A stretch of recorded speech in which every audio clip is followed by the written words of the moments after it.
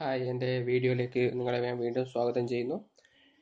ഈ വീഡിയോയിൽ ഞാൻ അനലൈസ് ചെയ്യാൻ പോകുന്നത് ഡേവിഡ് ജെയിംസിൻ്റെ ടാക്ടിക്സും അദ്ദേഹത്തിൻ്റെ ഈ 2018-2019 സീസണിലെ സൈനിങ്സിനെ കുറിച്ചാണ്. കേരള ബ്ലാസ്റ്റേഴ്സ് ഫാൻസിന് എല്ലാവർക്കും സന്തോഷം തരുന്നൊരു വാർത്ത ഈ ഇടയായിട്ട് മാനേജ്മെൻറ്റ് പുറത്തുവിട്ടത് എന്താണെന്ന് വെച്ചാൽ ഡേവിഡ് ജെയിംസുമായിട്ടുള്ള കരാർ കേരള ബ്ലാസ്റ്റേഴ്സ് 2021 വരെ നീട്ടിയത് കേരള ബ്ലാസ്റ്റേഴ്സിന് വളരെയധികം ഗുണം ചെയ്യും തന്നെ എനിക്ക് തോന്നുന്നു. കാരണം നിലവിലുള്ള പ്ലേയേഴ്സിനെ നല്ല നിലയിലേക്ക് വളർത്തിയെടുക്കാൻ ഈ ഡേവിഡ് ജെയിംസിൻ്റെ കോച്ചിങ് വളരെ അത്യാവശ്യമായിരിക്കും. 3 വർഷത്തെ കരാറ് വീണ്ടും നീട്ടാനും സാധ്യതയുണ്ട്. അപ്പോൾ പ്ലേയേഴ്സിന് കോച്ചിൻ്റെ ടാക്ടിക്സും പിന്നെ ഗെയിം പ്ലാനും വ്യക്തമായി മനസ്സിലാക്കാൻ ഈ നീണ്ട കാലയളവിൽ സാധിക്കും. ഇപ്പോൾ കേരള ബ്ലാസ്റ്റേഴ്സ് നല്ലൊരു പ്രൊഫഷണൽ ഫുട്ബോൾ ടീമായിട്ട് വളർത്തിയെടുക്കാൻ ഡേവിഡ് ജെയിംസിന് എന്തായാലും സാധിക്കുമെന്ന് തന്നെയാണ് കരുതുന്നത്. മറ്റൊരു സന്തോഷ വാർത്ത, ഈയിടെയായിട്ട് ഡേവിഡ് ജെയിംസ് തന്നെ പുറത്തുവിട്ടൊരു വാർത്ത, David ജെയിംസിന് UEFA-യുടെയും EFA-യുടെയും pro licence കിട്ടിയെന്നാണ്.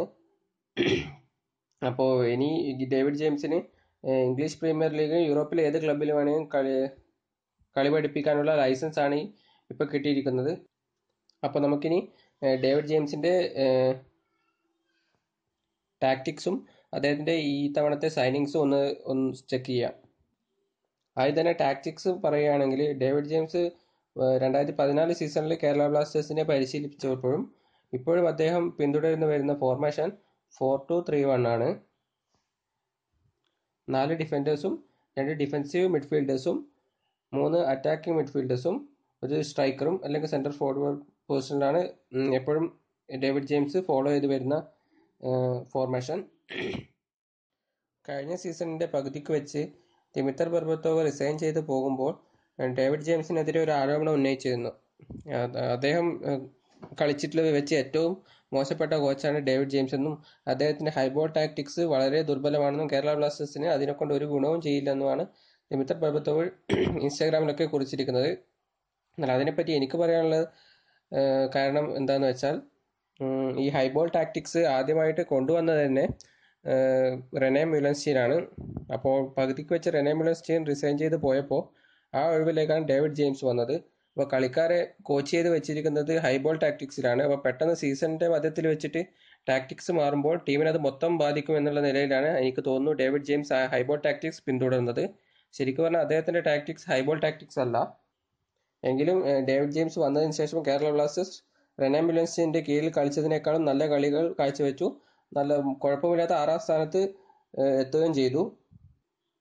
David ജെയിംസിൻ്റെ formation വെച്ച് നോക്കുകയാണെങ്കിൽ 4 ഡിഫൻഡേഴ്സാണ് പിൻനിരയിലുണ്ടാവുക. 2 സെൻറ്റർ ബാക്സുകളും 1 ലെഫ്റ്റ് ബാക്കും 1 റൈറ്റ് ബാക്കും.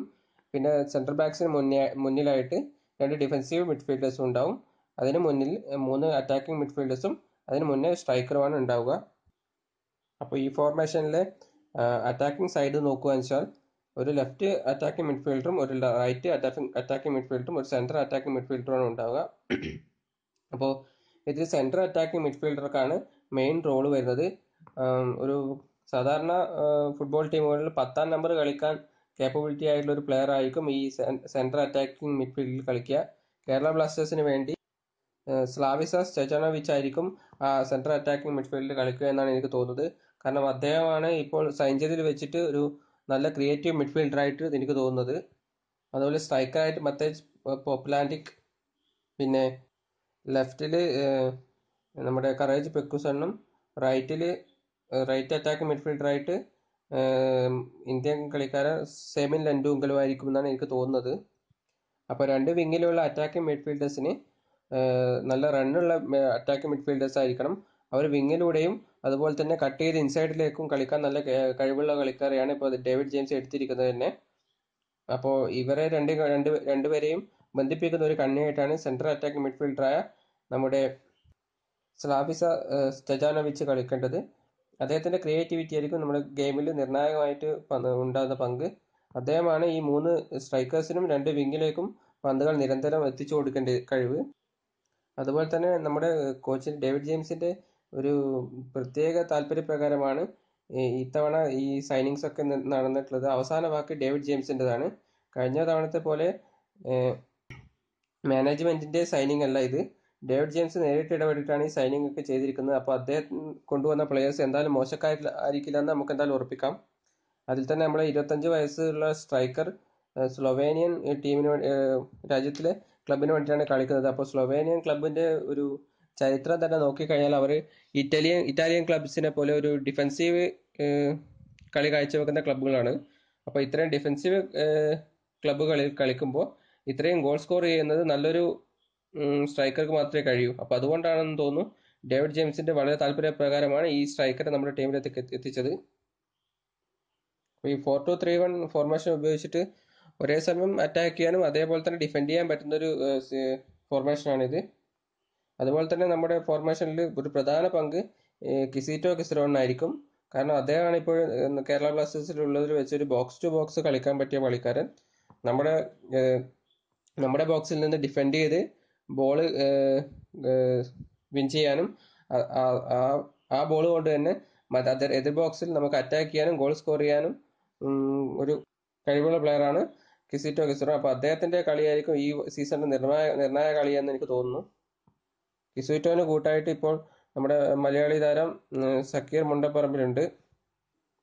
അപ്പോൾ എന്തായാലും ഡേവിഡ് ജെയിംസിന്റെ ഹൈബോൾ ടാക്ടിക്സ് ആയിരിക്കില്ല, മിക്കവാറും നമ്മുടെ സ്ലാവിസയെ കേന്ദ്രീകരിച്ചിട്ടുള്ള അറ്റാക്കുകളായിരിക്കും. മിക്കവാറും വിങ്ങിലൂടെയും പിന്നെ മിഡ്ഫീൽഡും കേന്ദ്രീകരിച്ചിട്ടുള്ള അറ്റാക്കാണ് നമുക്ക് ഉണ്ടാവുമെന്നാണ് എനിക്ക് തോന്നുന്നത്. അപ്പോൾ എന്തായാലും കേരള ബ്ലാസ്റ്റേഴ്സിന്റെ ഇത്തവണത്തെ കളി കാണാൻ എന്തായാലും ഭംഗിയുണ്ടാവുമെന്ന് നമുക്ക് പ്രതീക്ഷിക്കാം. എന്തായാലും ഡേവിഡ് ജെയിംസിന്റെ സ്റ്റാറ്റിക്സ് കുറിച്ച് ഇത്രയേ എനിക്ക് പറയാനുള്ളൂ. ഈ പ്രാവശ്യത്തെ ഓരോ വിദേശ സൈനിങ്ങും ഓരോരോ വീഡിയോ ആയിട്ട് ഞാൻ ചെയ്യാനാണ് ഉദ്ദേശിക്കുന്നത്. ഡീറ്റെയിൽ ആയിട്ട് ഓരോ പ്ലെയറിനെയും അനലൈസ് ചെയ്ത് നിങ്ങൾക്ക് മുന്നിൽ എത്തിക്കാനാണ് ഞാൻ ഉദ്ദേശിക്കുന്നത്. അപ്പോൾ നിങ്ങൾക്ക് ഈ വീഡിയോ ഇഷ്ടപ്പെട്ടെങ്കിൽ ലൈക്ക് ചെയ്യുക, കമൻറ്റ് ചെയ്യുക, എന്തെങ്കിലും പോരായ്മകളൊക്കെ ഉണ്ടെങ്കിൽ കമൻറ്റ് ചെയ്യുക. അപ്പോൾ അടുത്ത ഞാൻ അപ്ലോഡ് ചെയ്യുന്ന വീഡിയോ നേരിട്ട് നിങ്ങളിലേക്ക് എത്തിക്കാൻ എൻ്റെ ചാനൽ സബ്സ്ക്രൈബ് ചെയ്യുക. അപ്പോൾ ഞാൻ അപ്ലോഡ് ചെയ്യുന്ന വീഡിയോകൾ നിങ്ങൾക്ക് പെട്ടെന്ന് തന്നെ അറിയാൻ പറ്റും. നോട്ടിഫിക്കേഷൻ ഓൺ ആക്കി വെച്ചാൽ നിങ്ങൾക്ക് പെട്ടെന്ന് മെസ്സേജ് പോലെ വരും ഫോണിലേക്ക്. അപ്പോൾ അടുത്ത വീഡിയോയിലേക്ക് കാണുന്നത് വരെ ബൈ.